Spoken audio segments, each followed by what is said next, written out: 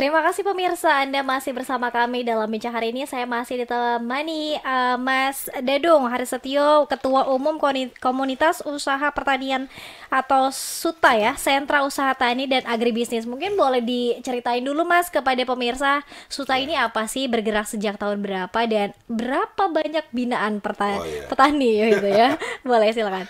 ya. Jadi sebetulnya ceritanya kita bentuk komunitas usaha pertanian, sentra usaha tani dan agribisnis Nusantara itu kan. Dulu kita memang aktivis, banyak teman-teman ini pendirinya memang banyak aktivis kepemudaan saat itu. Sekitar tahun 2011 lah, 2010 2011 kita mulainya mendiskusikan itu. Kebetulan kami ini bersama teman-teman dulu yang menginisiasi gerakan Indonesia Menanam. Kita kerjasama dengan Pak Kaban selaku Ya. Menhut ya. Terus kemudian kita bikin bahan bakar nabati sampai keluar kepres itu, yang bikin biofuel dan sebagainya. Nah, setelah kami selesai ber-KNPI di pusat, kami bersama teman-teman berdiskusi gitu. Apa ini baiknya kita ini. Ternyata dari diskusi itu muncul gagasan, yuk kita bergerak di pertanian di Kenapa desa. pertanian? Karena ya itu tadi Mbak, kita ini cukup heran, kita ini punya sinar mataharinya terbaik, Ya. udaranya terbaik, Tanah tanahnya yang subur. terbaik, airnya terbaik. Makanya singkatan SUTA kan itu. S-nya itu sinar, udara, tanah, dan air. Bagaimana adanya pemuliaan terhadap sinar, udara, tanah, dan air ini, saya yakin bisa menciptakan kesejahteraan.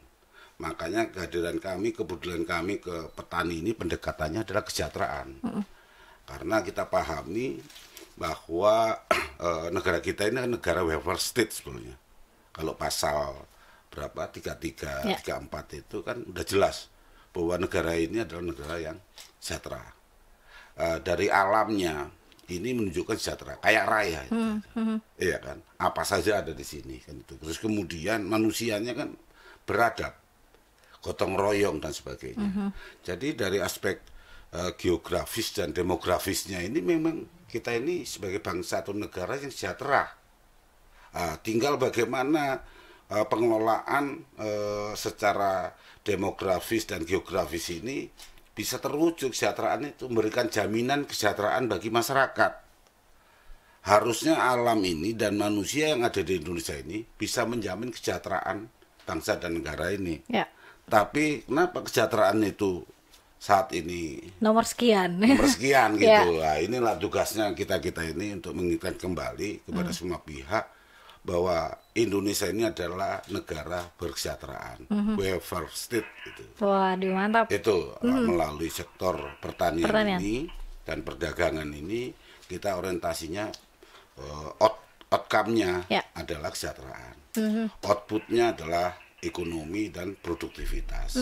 Nah, inputnya dari sumber daya alam ini dan sumber daya manusia ini. Nah, bagaimana ini dikelola bisa meningkatkan produktivitas dan ekonomi masyarakat sehingga dari hal tersebut bisa memberikan jaminan kesejahteraan bagi masyarakat secara umum. Ya. Gitu. Makanya kita lagi siapkan program namanya GP4BGR, Gerakan Percepatan Peningkatan Produktivitas Pangan Berbasis Gotong Royong. Nah, bagaimana di sektor pertanian ini bisa menekan inflasi, Mbak. Ya. Ini kan banyak petani belum nanam sudah beli, ya kan? Beli pupuk, beli apa, beli apa, beli apa. Kita sudah cukup lama melihat petani ini apa namanya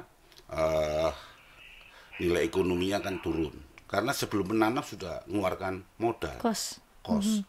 Tapi alhamdulillah sekarang ini kurs sudah digaungkan, permodalan juga sudah banyak pihak perbankan maupun pelaku usaha yang turun kan itu. Ya mudah-mudahan apa ya jaminan kesejahteraan melalui di sektor real ini bisa terwujud Amin. gitu. Jadi oleh karena itu konsep kita selain pemuliaan terhadap sinar udara, tanah dan air itu namanya kan sentra usaha tani dan agribisnis. Ya. Menyatukan satu manajemen usaha tani dan agribisnis yang selama ini terpisah. Kan itu kan, usaha tani itu menceritakan mulai nanam sampai panen. Kalau agribisnis pasca panen sampai permodalan dan investasinya kita bahas, transportasinya, dari gudangnya, hulu ke hilir dari sampai hulu ke hilir, pemasaran dan sebagainya, Mas. dan sebagainya. Jadi ini harus satu manajemen, satu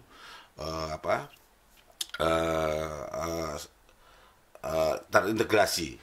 Jadi memahami pertanian harus komprehensif pertama. Artinya dari hulu ke hilir, Mbak. Kita melihat di sentra usaha tani dan agribisnis ini kita ada 4 kompartemen. Pertama, manajemen usaha tani, mulai penyediaan lahan, saprodi, saprotan, SDM sampai ke panen. Kemudian kompartemen produksi dan perdagangan. Ini mulai gudang sampai proses produksi, packing sampai pola penjualannya. Yang ketiga adalah kompartemen permodalan dan investasi. Lah ini juga harus dikenalkan manajemen permodalan investasi. Kadang petani ini nggak paham uang ini sebagai modal atau sebagai investasi, nggak paham. Ya seperti contoh dana desa yang 1,5 miliar, dipahami sebagai apa? Itu sebagai modal atau investasi? Ternyata kan masih banyak itu dianggap sebagai modal kerja. Jadi uang 1,5 miliar itu dihabiskan dalam 1 tahun. Harusnya ini kan ada yang dibuat untuk investasi. Sehingga apa? Investasi dari luar ikut masuk. Ya kan, konsepnya entah sharing profit, joint operation, joint venture atau apa. Lah, yang keempat itu ada kompartemen manajemen pengembangan dan pengelolaan aset. Lah, contoh asetnya petani dari tahun ke tahun kan semakin tipis, Mbak. Dulu petani itu dalam satu keluarga punya 4 hektar, anaknya 4 dibagi 1 hektaran, terus punya cucu. Lama-kelamaan ini kan habis. Aset-aset yang dimiliki petani ini harus diamankan, baik itu aset pribadi, aset kelompok atau aset koperasi, atau aset korporat, atau asetnya pemerintah daerah atau BUMN. Sekarang ini kan banyak asetnya BUMN, contoh di PTP 8, 9 yang terbengkalai banyak, Mbak. Harusnya ini kan dijoinkan dengan petani. Tidak diolah. Ya kan. Jadi janganlah aset-aset yang cukup besar punyanya BUMN, di situ di pinggiran asetnya BUMN itu banyak rakyat miskin. Iya kan. Nah, ini harusnya tugasnya BUMN, ya kan, mengajak masyarakat di sekitar lahannya BUMN itu untuk diperdayakan supaya apa? Bisa bekerja di BUMN itu dengan pola kerjasama dan bagi hasil. Sehingga apa? Tidak ada kemiskinan di lahan-lahan PTP maupun punyanya BUMN itu. Nah, ini kalau nanti ada kemiskinan di situ, ini nanti akan jadi konflik sosial. Dan level kesejahteraan petani ini bisa semakin meningkat. Harapannya. Itu. Jadi sudah saatnya BUMN bisa menjadi pembina atau bapak angkat bagi masyarakat miskin yang ada di wilayah perkebunan di BUMN. Nah, Mas, kalau melihat komitmen pemerintah sendiri, mungkin tadi di segmen sebelumnya sebetulnya Mas sudah menyebutkan bahwa komitmen Presiden ini luar biasa. Tinggal kemudian kebijakan yang diturunkan oleh para menterinya. Perhatiannya sejauh ini seperti apa kepada para petani? Saya menilai secara makro kurang, Mbak. Karena kalau komitmen Pak Jokowi sudah cukup ya. Kita bisa hitung dalam 1 tahun Pak Jokowi datang ke sawah, ketemu petani berapa kali. Iya kan? Tapi kan kunjungan itu harus diiringin dengan perubahan-perubahan peraturan-peraturan peraturan-peraturan yang mendorong terwujudnya swasembada pangan. Kan itu.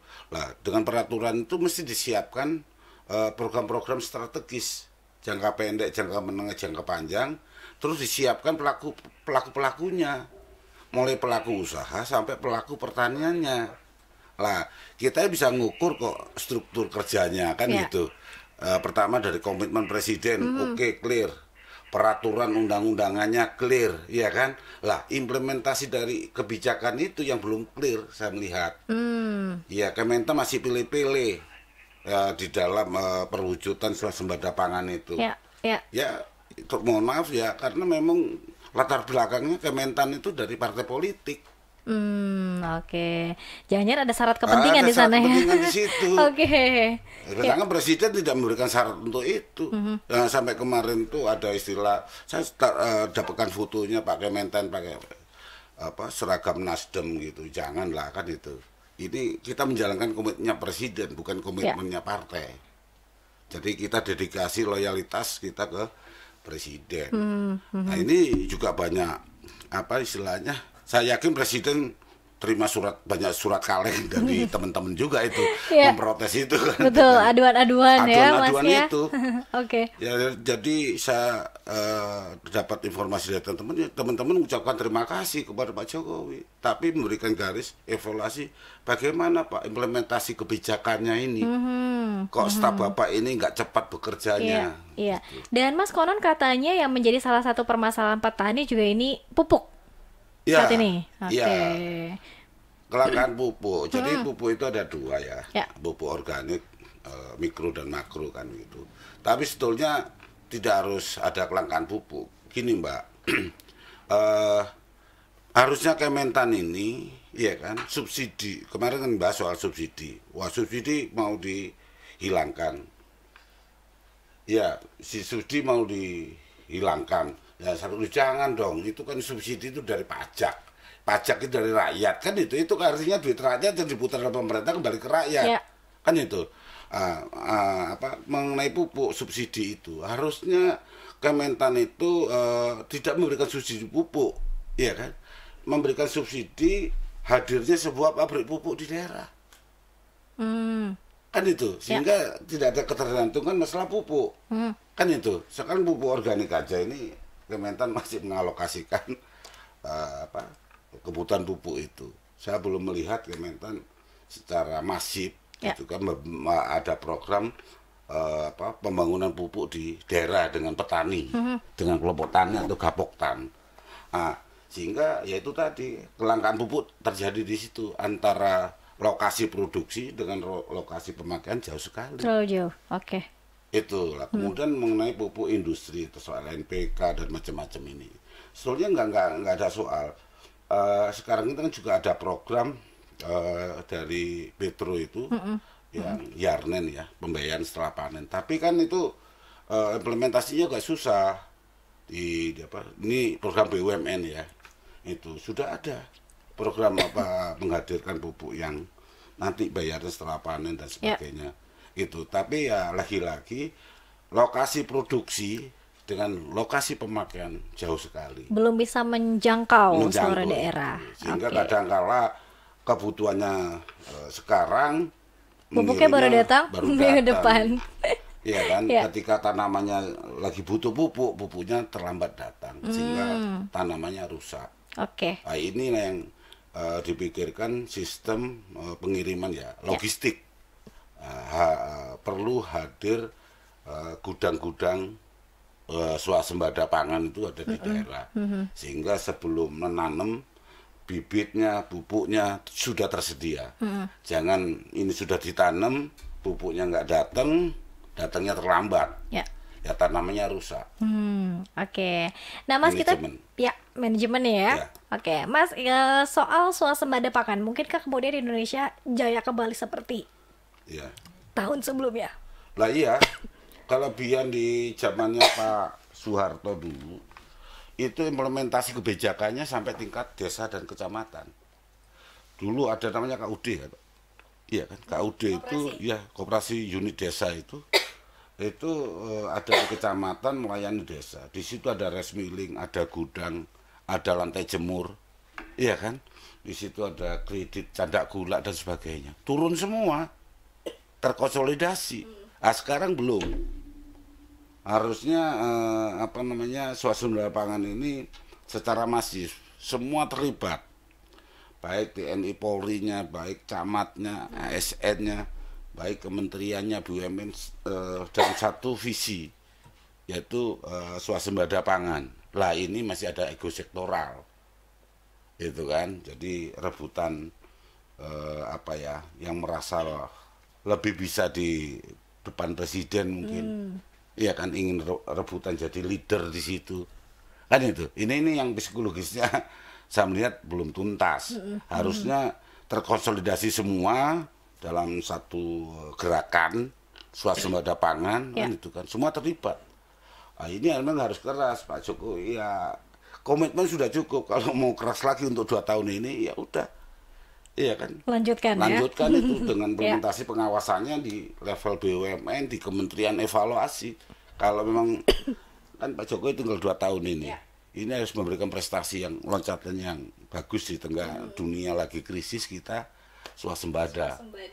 Iya kan, nah ini prestasi dunia barangkali. Ya saya harapkan Pak Jokowi lebih melihat secara objektif. Kalau memang di bawahnya ada soal, ya kan, tindak tegas. Oke. Baik Mas, kita harus jeda kembali ya. Kita masih ada satu segmen terakhir pemirsa. Nanti boleh ikut gabung di live chat Sultan TV untuk bertanya langsung kepada narasumber kita. Tetap bersama kami pemirsa dalam bincang hari ini.